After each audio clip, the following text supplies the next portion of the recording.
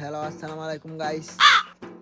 So আপনারা জানেন এবং বুঝেন আমার অনেক দুঃখ কষ্ট, তাই আমি মানুষের পাশে দাঁড়াই, মানে ছবি তুলতে।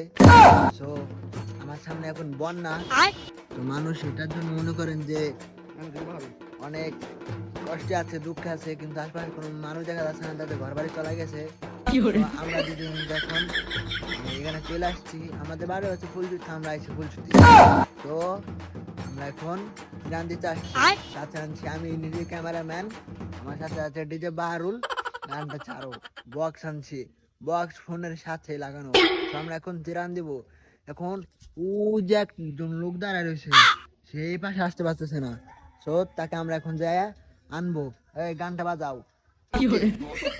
আমরা এখন তিরান দিতে যাচ্ছি, একটা ট্যুর মনে করেন, ঠিক আছে।